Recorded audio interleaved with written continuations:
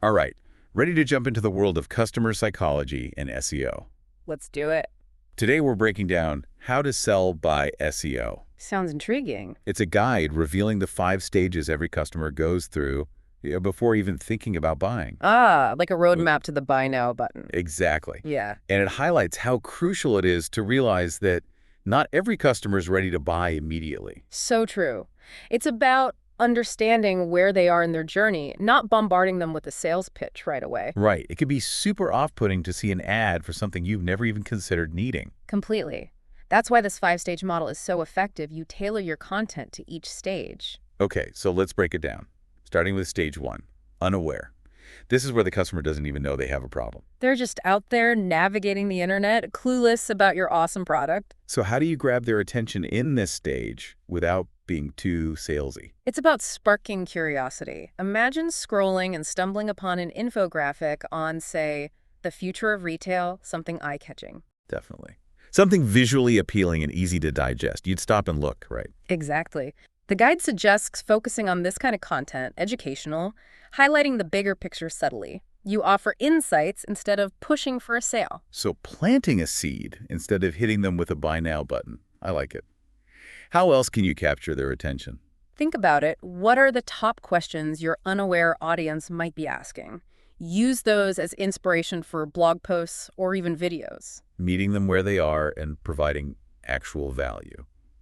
Love that. Okay, so you've piqued their interest. They're starting to pay attention. Now what? What's stage 2? That's when they shift into the problem-aware stage, the light bulb moment. They realize something's not quite right. They feel that little pinch? That something needs to change. And this is where you, as the expert, come in. Offering solutions already. It's on so fast. They're still figuring things out. It's more about empathy here, validation. Okay, so through content, how do you do that? Think about the questions they're asking themselves at this point. Maybe they're struggling with, let's say, inventory management, hitting roadblocks. This frustrating bottlenecks. Exactly.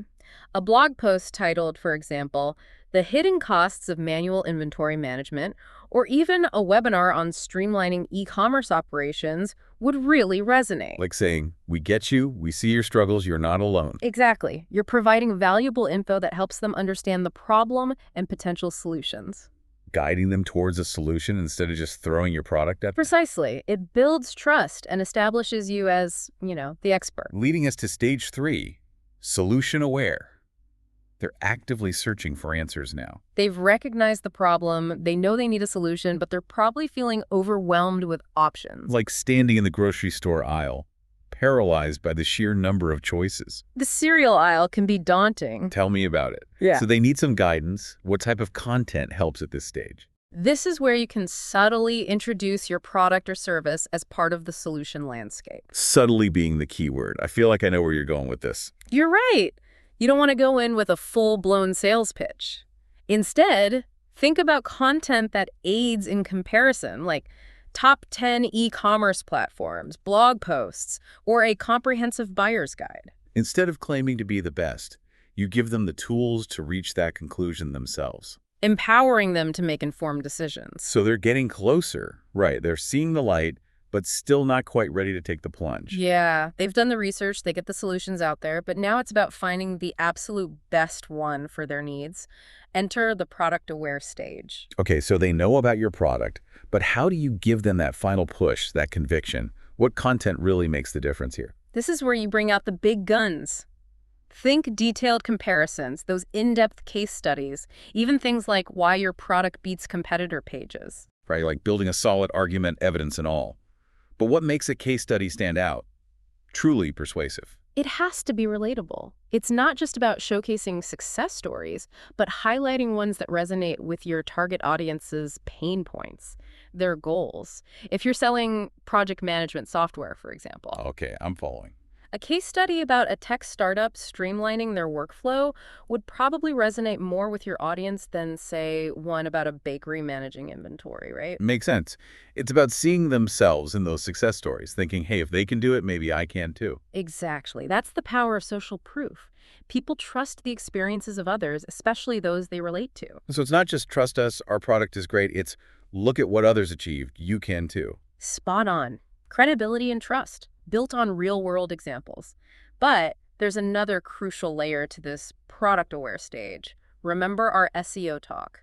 This is where it shines. Okay, now I'm really interested. Tell me more about how SEO plays into this. Let's say you discover the phrase e-commerce inventory nightmares has surprisingly high search volume, but low competition. That's golden. Because you know people are actively searching for a solution to that exact problem. Exactly. Understanding keyword research allows you to create content that aligns with what your target audience is already looking for. Increases your chances of being found organically. It's like speaking their language, literally. Oh. You mentioned keyword difficulty before. What does that mean exactly? Great question. Keyword difficulty tells you how hard it is to rank high in search results for a specific term. Think of it this way. Trying to rank for something broad like best CRM software is way tougher than a more specific phrase like best CRM for small e-commerce businesses. So higher difficulty means more competition. Precisely. Yeah. But don't let that discourage you. It's about finding that balanced keywords that are relevant to your product, have decent search volume, but aren't super competitive. Sounds like a bit of a tightrope walk. Yeah. Are there any tools or resources that help navigate this whole keyword research process? Absolutely. Tons of amazing SEO tools out there, some free, some paid, that can help identify relevant keywords, analyze their difficulty, even track your website's ranking. But we can dive deeper into SEO tools another time, maybe a whole other deep dive. For now, back to our customer journey. They're almost ready to buy, but those last-minute doubts can creep in. Those pre-purchase jitters. We've all been there. It's like trying on an outfit for the 10th time, wondering if you actually love it, or if it's just the dressing room lighting playing tricks on you. Perfect analogy, and that's where the most aware stage comes in, the final hurdle before they convert. It's so close to hitting that buy now button. Right on the verge. But still, that need for reassurance, you know. Absolutely. It's totally normal. At this stage, making the purchase process smooth, taking away that anxiety, that's key. So how do you get them over that final hurdle? What content seals the deal? Imagine it like this. They've been piecing together a puzzle throughout their journey, and now you're providing those last few pieces. The missing pieces for that aha moment. Exactly, so they can complete the picture and feel good about their decision. Okay, what do those final pieces actually look like? Well, first off, detailed product pages, super clear information.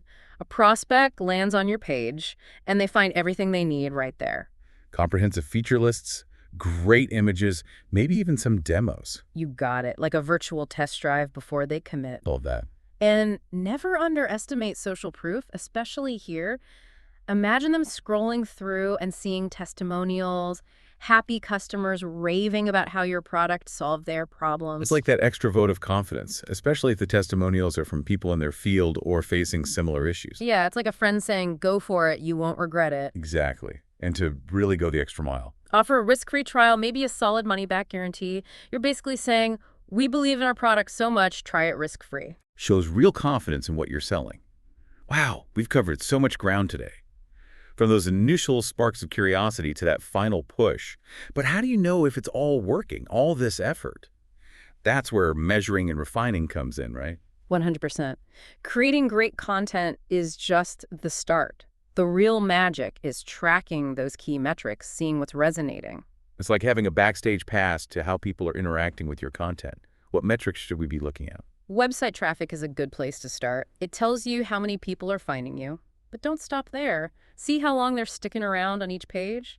Are they bouncing right off or actually diving into your articles, your videos? Right. If they're engaged, they'll spend more time really absorbing the content. Exactly. And of course, tracking those conversions are people signing up for your email list, downloading that lead magnet, actually clicking buy now. Because those conversions, those are the ultimate goal.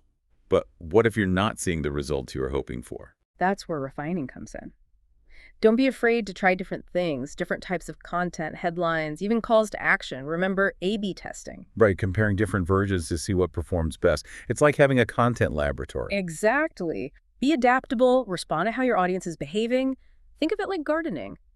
You wouldn't just plant seeds and hope for the best, right? You'd tend to your garden, see what's thriving, what needs more sun, the little TLC. Exactly. Content marketing is very similar. I love that analogy. It's about nurturing your content, helping it grow. And the best part is, this 5-stage model, it's adaptable to pretty much any industry, any product, any audience. So versatile. If our listeners could take away just one golden nugget from today's deep dive, what would it be? Stop selling, start guiding. When you understand your customer's journey, their pain points, what they're striving for, you can create content that truly connects, builds trust, and ultimately drives those conversions. It's about building a relationship, not just making a sale. Couldn't agree more. That's the key to lasting success. So there you have it, the 5 stages of customer awareness, your roadmap to crafting content that converts. Hope you enjoyed this deep dive, and until next time, happy guiding.